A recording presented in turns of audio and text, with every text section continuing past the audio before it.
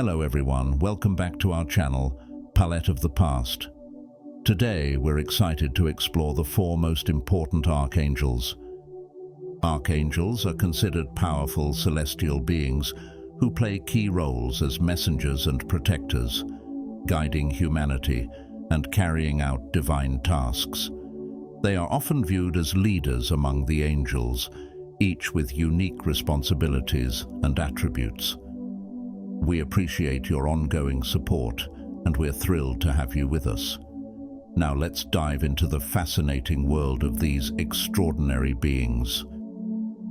Number 1. Archangel Michael. Archangel Michael is a prominent figure in Christian, Jewish, and Islamic traditions, recognized for his role as a warrior and protector. He is renowned for defending God's people and battling evil forces. The name Michael is derived from the Hebrew name Mikael, which means, "Who is like God?" This rhetorical question implies that no one is like God, emphasizing God's unparalleled power and majesty.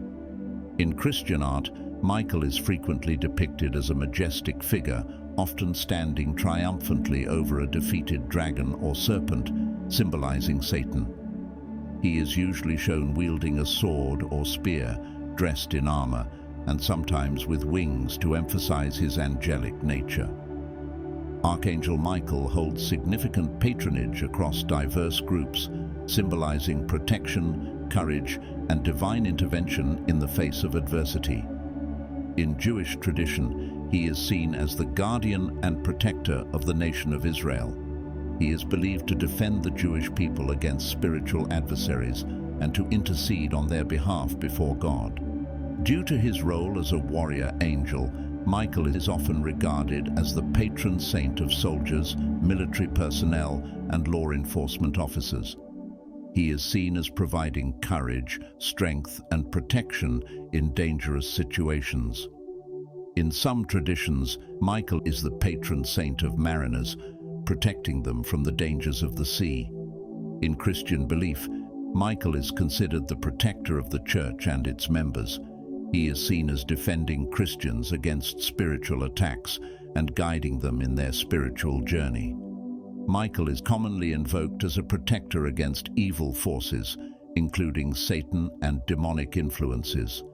His role as a warrior and defender symbolizes the triumph of good over evil and the protection of believers from harm. In various traditions, Michael is also considered a guide and protector of souls on their journey to the afterlife. He is believed to assist souls in their transition and in facing judgment.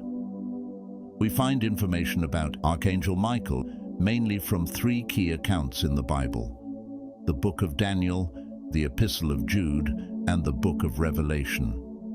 Each of these passages highlights different aspects of Michael's role and significance as a protector of Israel, a warrior against spiritual adversaries, and a leader in the ultimate cosmic battle between good and evil. Today, we will thoroughly discuss these accounts to gain a deeper understanding of Michael's depiction and his importance in biblical tradition. His presence across various religious traditions underscores his importance in the cosmic battle between good and evil, embodying a powerful and protective force. Meanwhile, give us a few seconds to thank everyone who has subscribed, liked, and shared our videos. If you haven't yet, please subscribe to our channel, like the video, and hit the notification bell to stay updated and help us grow even more. Now, let's begin. In the Book of Daniel, Michael is depicted as a powerful and significant figure, playing crucial roles in spiritual battles and as a protector of Israel. His appearances are concentrated in the latter chapters of Daniel, particularly in the context of visions and prophecies concerning the future and end times. Daniel 10 verse 13 states, "But the prince of the Persian kingdom resisted me 21 days. Then Michael, one of the chief princes, came to help me, because I was detained there with the king of Persia." This verse is part of a vision Daniel receives after a period of fasting and prayer. Daniel has been praying and fasting for 3 weeks. An angel, likely Gabriel, appears to Daniel and explains that he had been delayed because of a conflict with the prince of the Persian kingdom, a demonic force. Here, Michael is described as one of the chief princes. It indicates Michael's high status among angelic beings, suggesting he is one of the foremost angels. The prince of the Persian kingdom represents a powerful demonic influence over Persia, and Michael's intervention is crucial in overcoming this opposition. Michael comes to assist the angel who was delayed by this demonic prince. This highlights Michael's role as a warrior who engages in spiritual battles to ensure that God's plans are carried out. Daniel 10, verse 21 states, "But first I will tell you what is written in the book of truth. No one supports me against them except Michael, your prince." The angel continues to reveal to Daniel the content of a heavenly book, often understood to contain God's plan and truth. The angel refers to ongoing spiritual battles involving the princes of different nations and emphasizes that Michael is the only one who stands with him against the opposing spiritual forces. This underscores Michael's importance and reliability in spiritual conflicts. Michael is referred to as your prince. This title signifies Michael's unique responsibility for the well-being and defense of the Jewish people. This role underscores his importance in the spiritual hierarchy, emphasizing his dedication to protecting the people of Israel from harm and guiding them through challenges. Daniel 12, verse 1 states, "At that time, Michael, the great prince who protects your people, will arise. There will be a time of distress, such as has not happened from the beginning of nations until then. But at that time your people, everyone whose name is found written in the book, will be delivered." This verse is part of a prophecy about the end times, detailing a period of unprecedented distress. It speaks to the final deliverance and salvation of God's people. Here, Michael is described as the great prince who protects your people, emphasizing his supreme status and protective duties. Michael's role is explicitly to protect the people of Israel during the time of unprecedented distress. This reinforces his position as a guardian angel of the nation. During the time of unparalleled distress, Michael will arise, signifying his active intervention to protect and deliver the faithful. This role is crucial in ensuring the survival and ultimate deliverance of those whose names are written in the book, often interpreted as the Book of Life. Therefore, in the book of Daniel, Michael is portrayed as a powerful and dedicated archangel who plays a crucial role in the spiritual realm. He is a chief prince and warrior, actively engaged in combating demonic forces and ensuring the execution of God's plans. As the protector of Israel, Michael stands as a guardian of God's chosen people, defending them against spiritual adversaries. His significance is further emphasized in the eschatological prophecies, where he arises during times of great distress to deliver the righteous.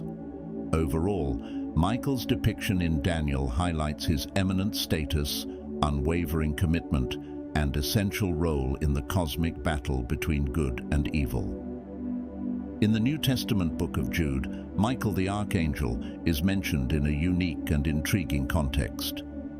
This passage highlights Michael's role in matters of judgment and spiritual authority, particularly in his confrontation with Satan. Jude 1 verse 9 states, "But Michael the Archangel, when he disputed with the devil and argued about the body of Moses, did not dare pronounce against him a railing judgment, but said, 'The Lord rebuke you.'"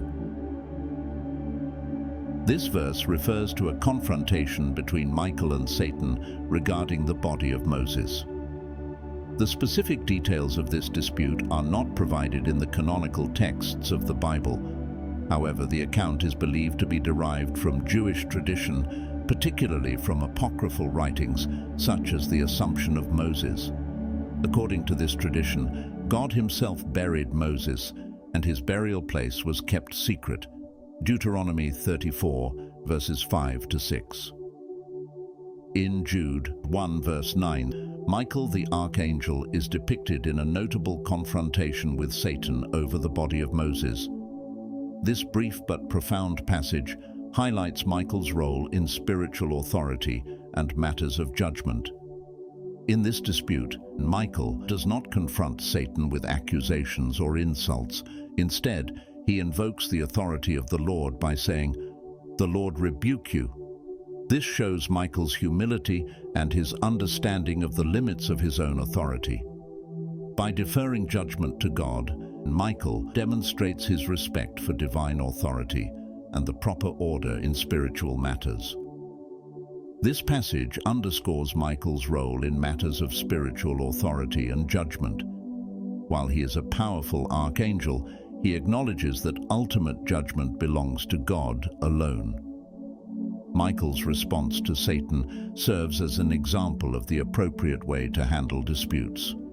It reflects a deep respect for divine order and the acknowledgement that ultimate authority belongs to God alone. This interaction underscores Michael's role as a guardian and enforcer of divine justice. By disputing with Satan, Michael is seen as a protector of the faithful and a figure who upholds God's will against evil forces. Here, Michael is portrayed as a powerful yet humble servant of God. His reliance on divine authority rather than his own strength serves as a model for handling disputes and exercising spiritual power. The passage also reinforces the concept of spiritual warfare, illustrating that even the highest angels engage in battles against evil. Michael's example teaches the importance of humility, faithfulness, and the recognition of God's supreme power and justice in all matters. In the book of Revelation 12, verses 7 to 9, Archangel Michael is depicted as the leader of the heavenly armies in a climactic battle against the dragon, which is interpreted as Satan. The passage is a vivid and symbolic portrayal of the ultimate cosmic struggle between good and evil. Michael's leadership in this celestial conflict underscores his role as a powerful warrior and protector of God's realm, symbolizing the triumph of divine forces over the forces of darkness. Revelation 12, verses 7 to 9 state, "And there was war in heaven. Michael and his angels fought against the dragon, and the dragon and his angels fought back, but he was not strong enough, and they lost their place in heaven.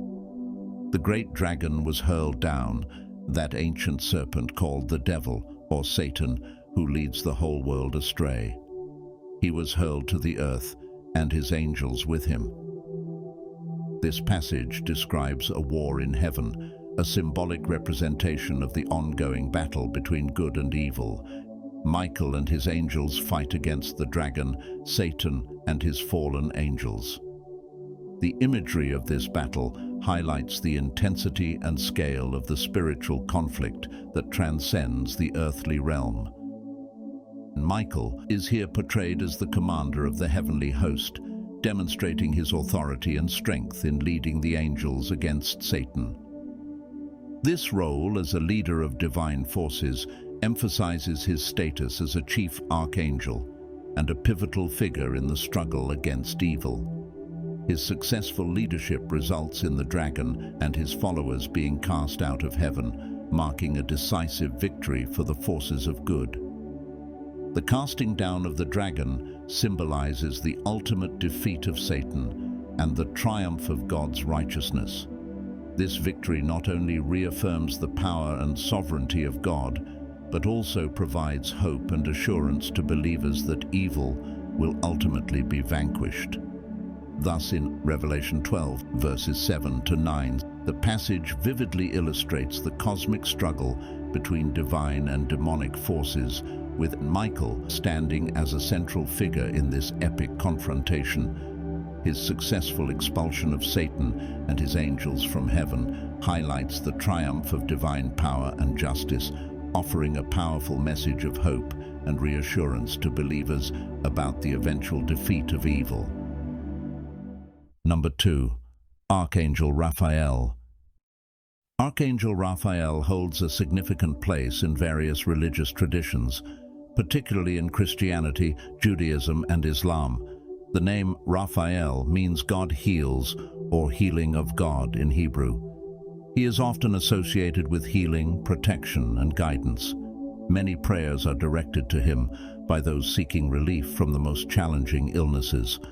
However, among the three principal archangels in Catholic tradition, Saint Raphael, the archangel, is noted for his understated presence in the Bible. Archangel Raphael is commonly invoked for healing physical, emotional, and spiritual ailments.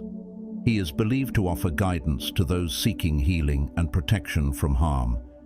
Many people pray to Archangel Raphael for strength, courage, and guidance during times of illness or difficulty.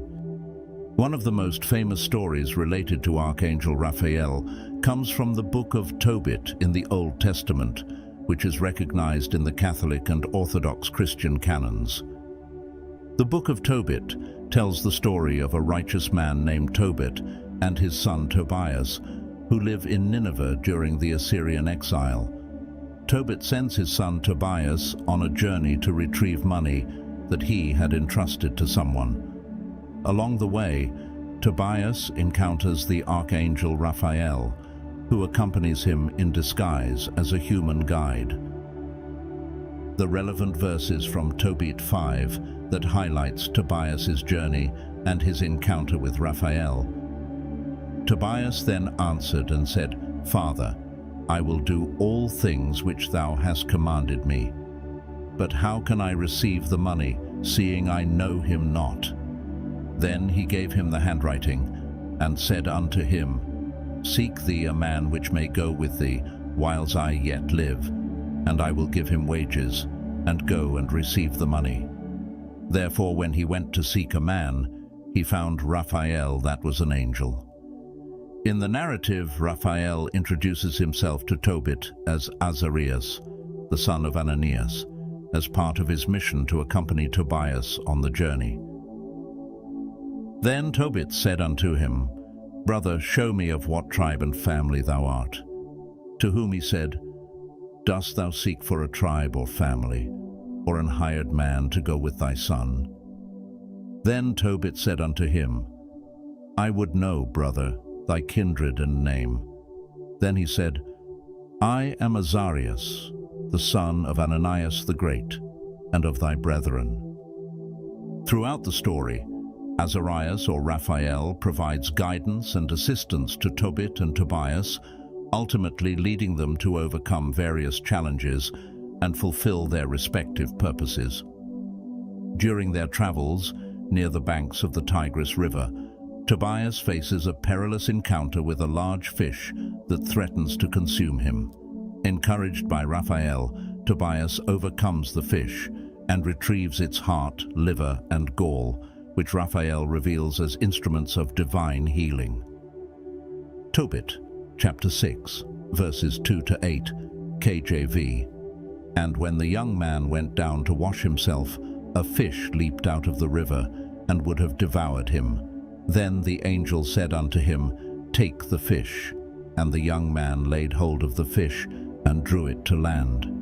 To whom the angel said, "Open the fish, and take the heart and the liver and the gall, and put them up safely." So the young man did as the angel commanded him. And when they had roasted the fish, they did eat it. Then they both went on their way, till they drew near to Ecbatane. Then the young man said to the angel, "Brother Azarias, to what use is the heart and the liver and the gall of the fish?" And he said unto him, "Touching the heart and the liver, if a devil or an evil spirit trouble any, we must make a smoke thereof before the man or the woman, and the party shall be no more vexed.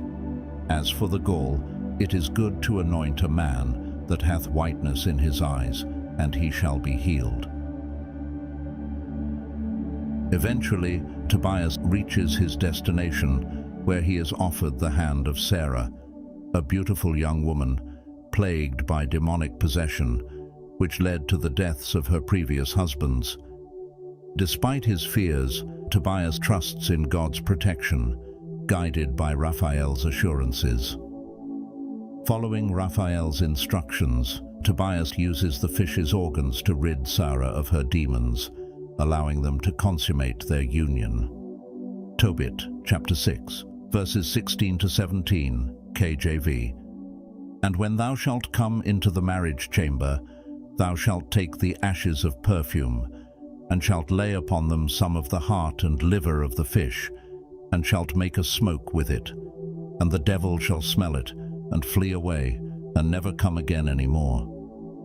But when thou shalt come to her, rise up both of you, and pray to God, which is merciful, who will have pity on you, and save you. Fear not, for she is appointed unto thee from the beginning. And thou shalt preserve her, and she shall go with thee. Moreover, I suppose that she shall bear thee children. Now when Tobias had heard these things, he loved her, and his heart was effectually joined to her. Raphael continues to protect Tobias on his journey home. Upon their return, Tobias employs the fish's gall to miraculously restore his blind father's sight, following Raphael's guidance once again. Tobit chapter 11, 8 to 14 KJV. Therefore anoint thou his eyes with the gall, and being pricked therewith, he shall rub, and the whiteness shall fall away, and he shall see thee.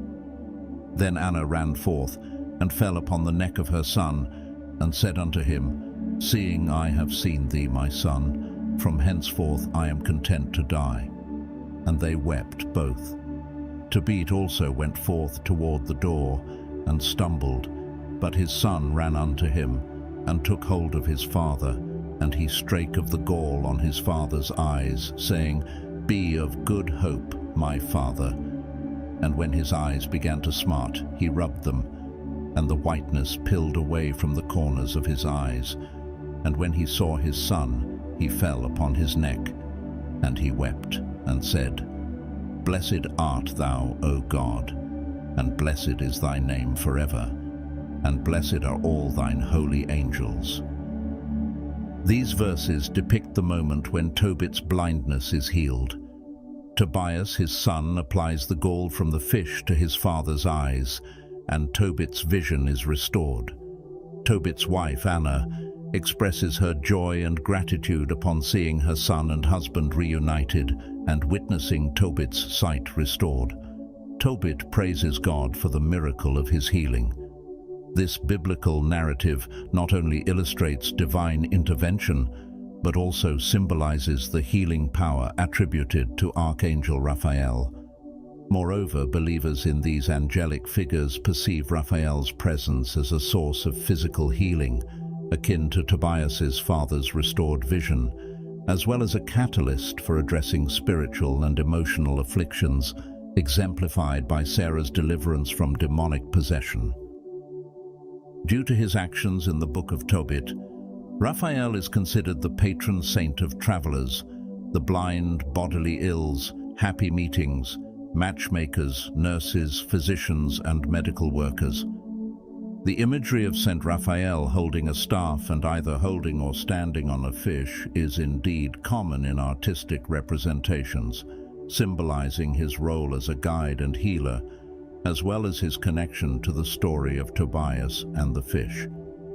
Catholics observe October 24th as the feast day of Saint Raphael, the Archangel, revered as the bearer of the Lord's healing. Number 3. Archangel Uriel. As an archangel, Uriel occupies one of the highest positions in the celestial order. Archangels are considered chief angels, often entrusted with significant tasks and responsibilities by God. They are seen as leaders among the angelic hosts, guiding other angels and acting as intermediaries between the divine and humanity. Uriel is frequently listed among the 7 archangels who stand in the presence of God. This group is traditionally believed to include Michael, Gabriel, Raphael, Uriel, Raguel, Remiel, and Sariel. Each of these archangels has specific roles and attributes contributing to the divine plan. Uriel is prominently featured in the Book of Enoch, where he is depicted as one of the chief angels, and in 2 Esdras 4 Ezra, where he guides the prophet Ezra in understanding divine mysteries. Recognized in some Christian traditions, particularly within Eastern Orthodoxy, Uriel is revered as the Archangel of repentance and wisdom. He is also mentioned in various mystical and esoteric writings, often associated with fire and divine illumination. Moreover, Uriel appears in liturgical traditions and religious art, symbolizing his role as a bearer of divine wisdom and enlightenment. Today, we will explore the important figure of Uriel, the Archangel of divine wisdom and enlightenment. The name Uriel is derived from Hebrew, meaning "God is my light," or "fire of God."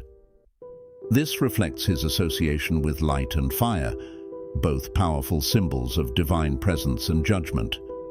Uriel's designation as the fire of God emphasizes his role in illuminating God's will and truth to humanity. He is seen as a bearer of divine wisdom, helping individuals understand and embrace the light of God. In addition to enlightenment, Uriel's connection to fire signifies purification and judgment. Fire is often used metaphorically in religious texts to denote God's cleansing power and righteous judgment, and Uriel is sometimes depicted as an executor of this divine justice. Uriel is known as an angel of the presence, indicating his close proximity to God. This title suggests that he has direct access to the divine, witnessing God's glory and receiving his commands firsthand. As an angel who stands in God's presence, Uriel is a direct witness to the majesty and splendor of the divine. This intimate connection allows him to act as a trustworthy messenger and interpreter of God's will.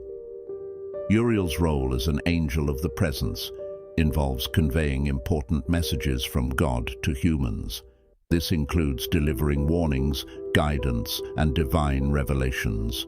His position ensures that the messages he brings are authoritative and imbued with divine insight. He is considered an angel of prophecy, revealing divine secrets and guiding humanity towards the light of God. Uriel is commonly portrayed in art holding a flame, a scroll, or a book, symbols that represent his association with knowledge, wisdom, and enlightenment. The flame or sun, often seen with Uriel, highlights his role in bringing light to darkness, both literally and metaphorically. In various religious artworks, Uriel is depicted with serene and wise features, sometimes with a radiant halo, emphasizing his connection to divine light and his role as a beacon of truth. In some traditions, Uriel is depicted as the angel who stands guard at the entrance to the Garden of Eden after Adam and Eve's expulsion. Genesis 3 verses 24 reads, "After he drove the man out, he placed on the east side of the Garden of Eden cherubim and a flaming sword flashing back and forth to guard the way to the tree of life." While the Bible does not name these cherubim specifically, later traditions and apocryphal writings have associated Uriel with this role. Here, Uriel is seen as a vigilant guardian, wielding a flaming sword to prevent humanity from re-entering Eden and accessing the tree of life. This depiction emphasizes Uriel's role as a protector and a figure of divine justice, ensuring that the consequences of Adam and Eve's disobedience are enforced. In the Book of Enoch, Uriel is depicted prominently, playing significant roles throughout the text. For example, in 1 Enoch 19, verse 1, Uriel explains to Enoch the fate of the fallen angels who had consorted with human women, leading to widespread corruption. Uriel reveals that these angels, by taking on various forms, are defiling humanity and leading people astray into idolatry, sacrificing to demons as if they were gods. This insight highlights Uriel's role in unveiling divine judgments and the consequences of rebellion against God's order. 1 Enoch 20 verse 1 to 2 state, "And these are the names of the holy angels who watch. Uriel, one of the holy angels, who is over the world and over Tartarus." Here, Uriel is listed among the archangels and is specifically given the responsibility of overseeing the world, and Tartarus, a section of the underworld.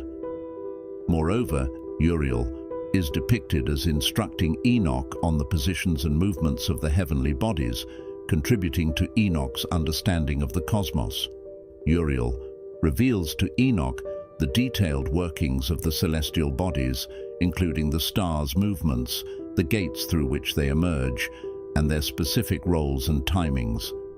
Uriel guides Enoch in documenting the stars' names, constellations, positions, and their corresponding laws and functions.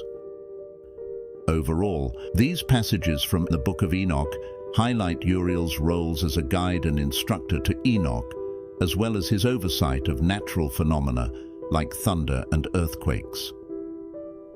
Uriel's explanations help Enoch understand the divine order and the workings of the universe, reinforcing his position as a principal archangel with significant responsibilities.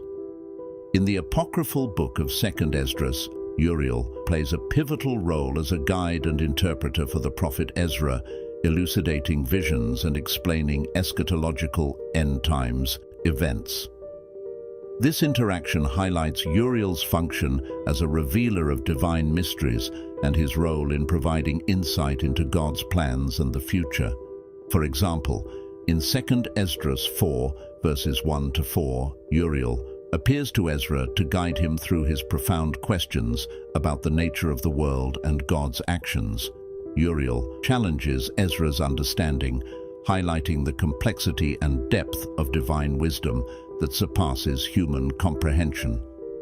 By presenting Ezra with 3 problems to solve, Uriel emphasizes the limitations of human knowledge while preparing Ezra to receive deeper revelations.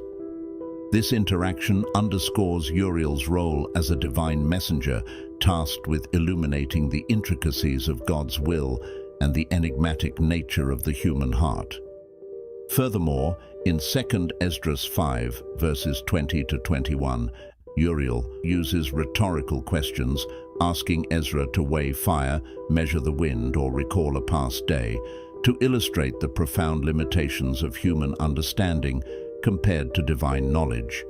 By posing these impossible tasks, Uriel underscores the vast gap between human and divine wisdom, preparing Ezra to receive deeper insights by first acknowledging these inherent human limitations.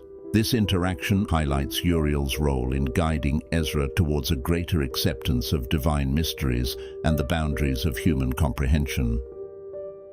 2nd Esdras 7, verses 1 to 3 state, "When I had finished speaking these words, the angel who had been sent to me on the former nights was sent to me again, and he said to me, 'Rise, Ezra, and listen to the words that I have come to speak to you.'